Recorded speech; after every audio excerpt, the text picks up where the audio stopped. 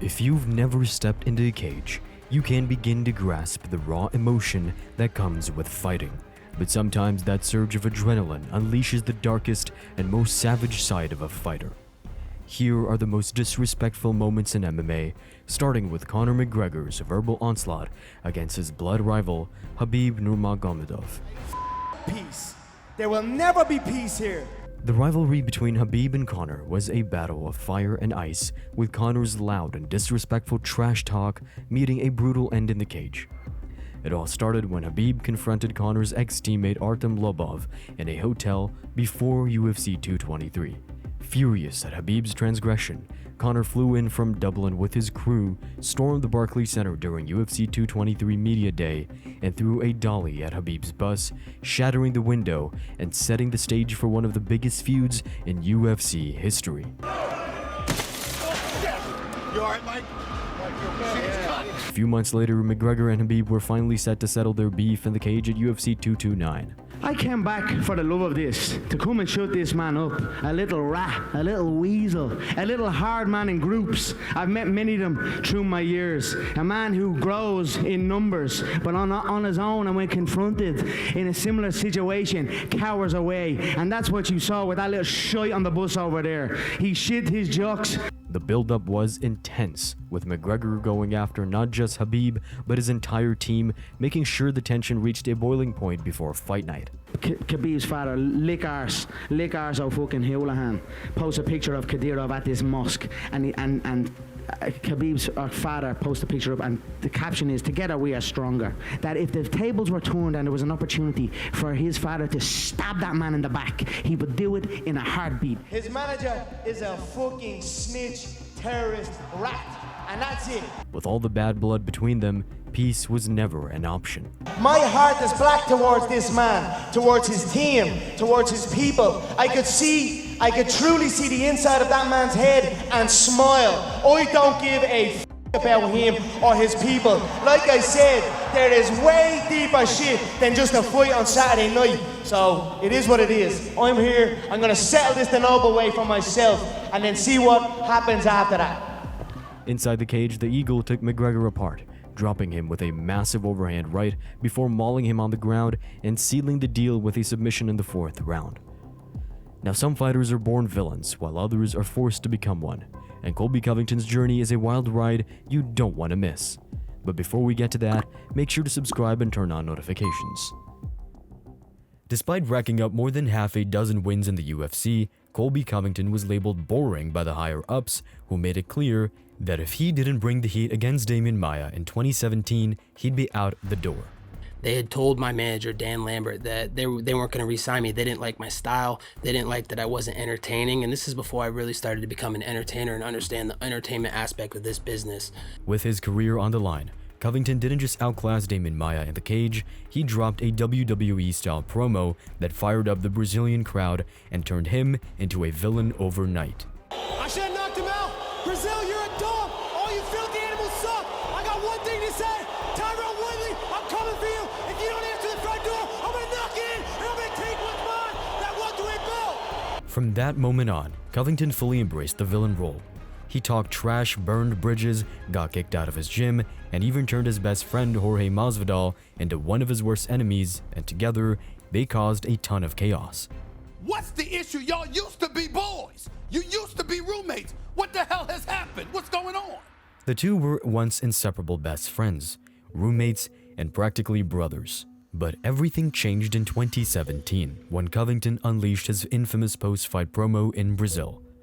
Not long after, the ripple effect hit home as tensions at American top team boiled over, especially with Dustin Poirier, and Covington found himself kicked out of the very gym where he built his career. Soon, Colby cranked up the trash talk to another level, taking brutal shots at his former teammates and showing zero respect.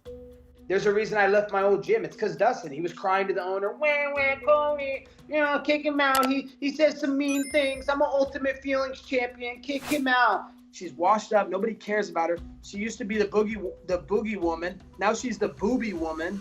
Look at her face. She got her face rearranged. Masvidal didn't hold back either, accusing Covington of stiffing their coaches on his fee after winning the interim welterweight title against Rafael dos Anjos. He ripped off my coach. It was his coach. We were with him till his title fight. After he won the title, he owed him a certain amount of money. Didn't pay him.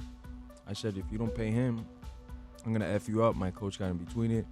Doesn't have to be like this. Let it slide, blah, blah, blah. Since then, I ain't talked to the dude. It's been about, I don't know when he won the title, a year and some change. And it is what it is, man. All these words, you know, they do have consequences to me, because this guy used to sleep in my couch. He used to eat off me because I was the ones with the sponsors. He was just still relatively an amateur, and I was helping this guy out. So it hurts that he would do that in a way just for a like on Facebook, you know. What was once a brotherhood had now officially turned into bad blood. What's the issue? Y'all used to be boys. You used to be roommates. What the hell has happened? What's going on? It first started off with this piece of shit. What are you my first? coach $12,500 for a fight that my coach coached him his whole career. Then when he had the chance to finally pay back the $12,500, he didn't. So I went out there and paid my coach out of my own pocket. So since then, it was already like, I'm gonna fuck you up at some point. Look at him smiling, can't even keep a straight face. Yet everybody at American Top Team knows that's why he got kicked out. Things went from bad to ugly when they were booked to fight at UFC 272, and Covington dragged Masvidal's personal life through the mud. You know, the truth is Jorge Masvidal is a piece of shit father. He's a piece of shit fighter, and I hope I get to expose him in front of the whole world soon. This is just a personal rivalry. This isn't about the money. I didn't come here to fight for money. You know, I took a pay cut. I didn't care about the money for this fight. This is about settling a blood rivalry. You know, this is a long time coming. You know, this guy's been holding it off as long as he could until he had no chance. Now, no other opportunities. You know, this is the biggest opportunity he can get to pay his alimony, to pay his child support. So of course he's got to come and take this losing paycheck. The only life-altering damage he's doing is to his kids. He don't talk to his kids. He's a deadbeat, man. He's a nobody. He's a criminal. I'm gonna expose him next weekend if he shows up. He might not show up, Steven. He's all talk. He's all talk. Despite all the trash talk, Masvidal pay inside the cage.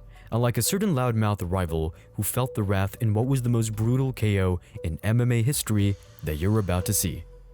Heading into UFC 239, Ben Askren was overflowing with confidence, talking like Jorge Masvidal was going to be just another name on his highlight reel.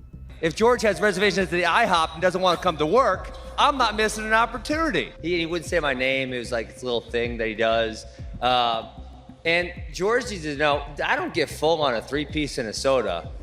He better bring the whole damn family meal for that night. You are not really secure with your own masculinity that you see. Oh my God, he said something. I need to go prove I'm tough. Hi-yow, I am tough. There is no way on God's green earth this guy could do anything to me. It's totally impossible. I will do whatever I want to this person. I will dominate them. I will humiliate them. And when I grab George, even though I was only 2 months into my MMA career with no fights, that's how I felt about him. I think I'm very far in his head and under his skin. I mean, the end of my bloodline was hilarious because unless he's so fucking stupid he's gonna put a hit out on my children or something. I already have 3 kids. I'm not gonna have any more. I'm done. Sorry, George, to disappoint you on that. Masvidal could have clapped back with words, but he chose a different path. The one where fists, knees, and cold-blooded violence do the talking. As soon as the fight began, Masvidal sprinted forward and blasted a flying knee of doom straight to Askren's chin.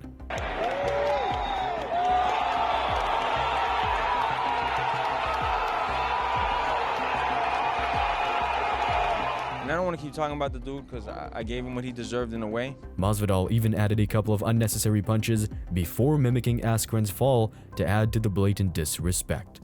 Were the extra punches to an already unconscious Askren really necessary? The punches weren't really necessary. Maybe They were super necessary. While some things in life are absolutely necessary, others not so much. And Israel Adesanya's next dirty move was one he definitely could have skipped. Adesanya's middleweight reign had everything from thrilling performances, heated rivalries to a fair share of controversy, and one of the most infamous moments came after his dominant win over Paulo Costa. Yeah, I like his earrings. He's beautiful. I said I think can fit it on my him. mom I said has one. I'll fit this on him on Saturday I think night. my mom has one very similar of his weight. You wish your mom had one very It's similar. beautiful. You wish your mom had one very similar. Beautiful. After months of trash talk, Izzy picked Costa apart with surgical precision, finishing him in the second round. But it wasn't just the knockout that had people talking, it was what came after. After the referee stepped in, Adesanya added insult to injury with a post-fight hump celebration, instantly sparking outrage. Costa, humiliated in defeat, fired back by branding Izzy as human trash. I come here to talk about the action that human trash did. The human trash did after a fight. I didn't see when I was there on the cage, but I saw now. I disapprove 100%. Adesanya has had his fair share of controversies, but nothing pettier than taking revenge on a child. Back in his kickboxing days, he lost to Alex Pereira twice, with the second loss being a brutal knockout.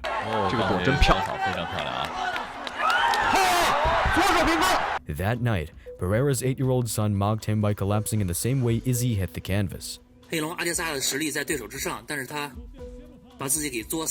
Fast forward to their UFC rematch, Adesanya, now 0-3 against Pereira, finally got his revenge with a thunderous knockout. But he didn't stop there. He mimicked Pereira's signature bow and arrow celebration, then turned to Pereira's son and collapsed just like the kid had done years ago. Wow, he didn't just get him. Goodness! He got him bad. Oh my goodness! Without a doubt, one of the pettiest moments in MMA history. I'm petty, bro. I remember. So the first time he knocked me out in Brazil, his son came into the ring and then started to just lie dead next to me. And I'm like, you fucking little asshole. I'll whoop your ass if your dad don't do it for you. While Adesanya's antics were petty, Michael Bisping took things to a whole new level, crossing the line into outright filth when he fought Jorge Rivera in 2011. Now, Rivera wasn't exactly innocent either, as he spent the entire build-up mocking Bisping, adding fuel to the fire. Have you ever met my friend Bisping? He's the biggest dick in the whole wide world. He's a mean old dick and he has stupid hair. He's a dick. Rivera was pretty disrespectful too, but nothing could justify what Bisping did next.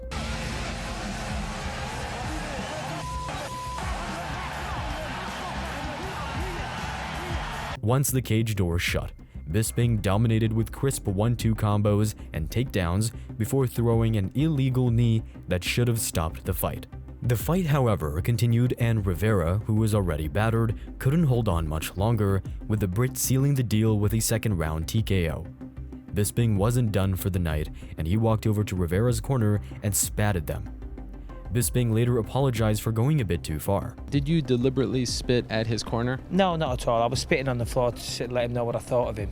You know what I mean? And I apologise for that. You know, I never want to act like that. And you know, I apologise for losing my cool. I mean, it was, yeah. I mean, he talked a lot of things. He said a lot of things. He mocked me for the world to see. And I tried to bite my tongue and take the higher ground. The next fight wasn't just about bad blood. It had everything from wanting to spit at one another, death threats, and intensity unlike anything the UFC had ever seen. This was the darkest rivalry in UFC history, and you won't want to miss it. The rivalry between Jon Jones and Daniel Cormier wasn't just built on competition, but pure hatred.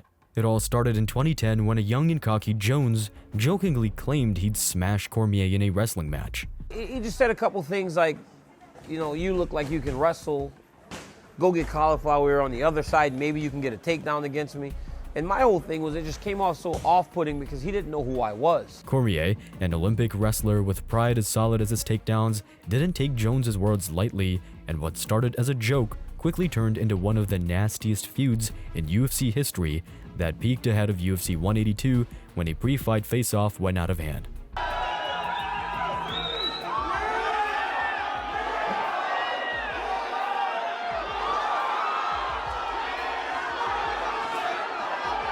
The pre-fight interviews were dripping with venom, with both men throwing verbal haymakers. But Jones took it to a whole new level as he straight up warned Cormier that he was going to kill him. Hey pussy, are you still there? I'm here. Yeah. I'm here. You are just the fakest person. I actually admire that you can actually be this fake. I wish they would let me next door so I could spit in your fucking face. You know I would absolutely kill you if you ever did something like that, You right? could never kill me. Oh, I bet you I could. Then you should try, John. You really should try, John. No, I would literally kill you if you spit in my face. Yeah, let's try that, John. Literally kill you. Let's try that, John. With every media appearance, it became crystal clear that their hatred was raw, real, and downright ugly. So much pressure on you and beat you and dominate you so much that it'll break your spirit and your will. So I'm gonna break bones. And passionate. And passionate. I'm gonna make him my wife. Not that kind of presser. You're gonna be Mrs. Jones for the night. That is not true. The fight was a war, with both men giving everything they had. But when the final bell rang, Jones couldn't resist one last insult, sucker punching Cormier before hitting him with a disrespectful crotch chop. This ultimate grudge match. Look at this. Goes the distance. Fight had not ended yet, but Daniel hit him after the buzzer. Now, disrespecting or being cocky when you're an equal is one thing, but being cocky as a newbie against a legend is a massive risk, and Alexander Hernandez paid a price you wouldn't believe. Heading into this battle against Cowboy Cerrone in 2019, Hernandez was a 10-1 prospect coming off a KO of Beneil Dariush and a win against Oliver Aubin-Mercier, so his confidence was sky high. I just see myself facing an insecure little lad swinging on a saddle with a pop gun and a feather in his hat. I'll tell you this, little friend, I'll be sending your geriatric ass fucking yeehawing back to the stables on Saturday. Cerrone had obviously faced the who's who of MMA, but Hernandez wasn't willing to give him his flowers. I fought the who's who. You are a jester in the way. You're an active participant. You're concerned with entertaining people. I'm on the road to the throne. I'm concerned with kingship. And You're a Saturday jester. when I finish you, I will You don't belong entertain across the from me as world. much as you felt I belong across from you. You're a stepping stone. Cerrone was naturally furious, so he battered the young and hungry kid from pillar to post, schooling him with experience before sealing the deal with one of the nastiest head kicks ever, followed by some brutal ground and pound. Hernandez's confidence took a massive hit after that, and he's been stuck in a cycle of wins and losses ever since. With no title shot in sight, it doesn't look like that will change anytime soon. The Gracie family built their legacy on honor and discipline. But what if I told you that one of them was an absolute rabid wolf at times? Renzo Gracie might be a legend in BJJ, but at that moment he was anything but honorable. For example, in his fight against Ben Spijkers, he had real bad blood, and when Renzo locked in the submission, he refused to let go, even when the ref intervened.